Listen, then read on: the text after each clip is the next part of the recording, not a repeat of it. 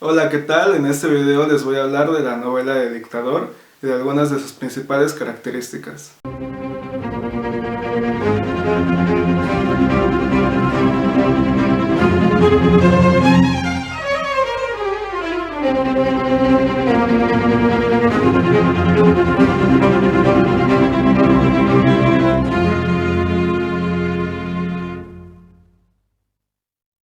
Primero, hay que reconocer que la literatura es uno de los caminos que existen para involucrarse en el contexto social y político que nos concierne.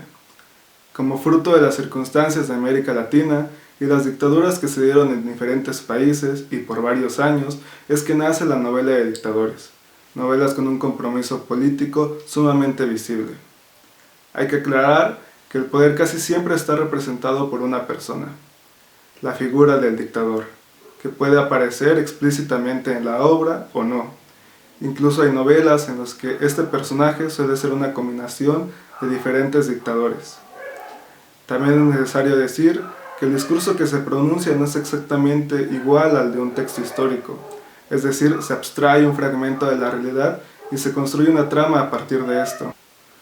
Algunas novelas de dictador que podemos enumerar son La sombra del caudillo, 1929, de Martín Luis Guzmán, Fin de fiesta, 1958, de Beatriz Guido, Maten a León, 1969, de Ibargüengoitia, El recurso del método, 1974, de Alejo Carpentier, Casa de campo, 1978, de José Donoso, Cola de lagartija, 1983, de Luisa Valenzuela, y La fiesta del chivo, del 2000, de Vargas Llosa.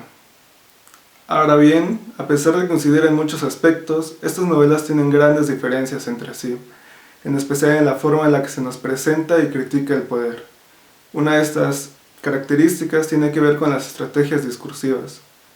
Por ejemplo, el uso de técnicas modernas en la construcción de los narradores, que muchas veces más bien son múltiples narradores. Hoy me centraré en hablar en tres novelas que pueden amplificar muy bien este aspecto: Cola de lagartija, Casa de campo y El otoño del patriarca. Cola de lagartija, una novela en la que se reconstruye la figura del secretario personal de Perón, José López Rega, que en la novela aparece como el personaje del brujo. Esta obra destaca principalmente por la modernidad presente en ella, que tiene que ver sobre todo con el uso de las distintas voces narrativas. Aquí se pueden identificar 4 narradores, y cada narrador nos mostrará una visión y perspectiva diferente en relación con la historia. Por lo tanto, es difícil saber lo que realmente se está diciendo, pues estos narradores se interrumpen entre sí y muchas veces no queda claro quién es quien está participando. El primer narrador sería el brujo, luego una narradora comprometida que se apoda Rulitos, una especie de alter ego de Luisa Valenzuela, luego la misma voz de Luisa Valenzuela y finalmente un narrador anónimo. Muchas veces el brujo se encuentra hablando y de pronto se interrumpe la narración y Luisa Valenzuela o Rulitos entran en la historia y se establece un diálogo indirecto entre ellos y entre todos los que escriben la novela. Muchas veces el personaje del brujo parece que supera el papel ficcional y es capaz de intervenir en la propia construcción de la historia. Así, también parece que la narradora se ve amenazada por este personaje ficcional. Entonces, ¿qué podemos deducir de esto? Que la crítica se da a través de nuevos ángulos de percepción, que habla de la dictadura de una forma nueva para el lector, no como en los textos históricos. Surge una nueva imagen a través de esta hibridación del discurso. Se funden historia, fantasía, realidad, memoria, todo cuestionando la realidad y generando nuevas visiones de la dictadura. La segunda novela, en la que vemos que el lenguaje tiene una participación sumamente activa, es Casa de campo. A través del narrador, Donoso logra cuestionar la realidad y la ficción.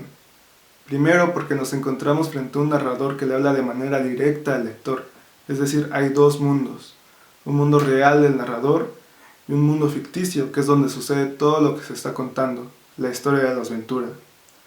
Mientras los adultos van en busca de un paisaje casi idílico, que vemos que también es parte de una construcción artificiosa, los jóvenes se quedan en la casa. ¿Por qué subrayar la importancia del lenguaje aquí? A diferencia de otras novelas, aquí la figura del dictador es un poco difícil de identificar. Se deduce que en realidad esta figura está representada por el mayordomo, que curiosamente es uno distinto cada año. Así pues, las participaciones del narrador, donde las distintas voces se ocultan debajo de la trama, rompen con la barrera de realidad y de ficción, justo como sucede en Cola de Lagartija. Parece que los Ventura existen. En un momento incluso, este narrador, escritor, creador mantiene una charla con uno de ellos y le dice: estoy inventando una historia sobre ustedes. Este lenguaje cobra significado también en el sentido en que los adultos, que van en busca de un lugar que no existe, pretenden excluirse un poco de esta realidad, es decir, transformar el mundo justo como ellos lo desean. Incluso los mismos personajes cuestionan esta realidad, en especial la parte en la que los huéspedes extranjeros que se encuentran en la casa no logran creer la realidad de los Ventura. Se entrelaza alegoría e historia dentro de un mundo sumamente ficcional. El narrador crea un ambiente que rechaza la realidad por medio del desdoblamiento textual.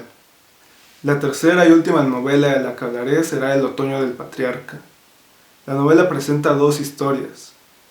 La primera va de la entrada del palacio y la muerte del patriarca, y la segunda con la biografía del patriarca y el tiempo de la eternidad y un poco de la historia de América.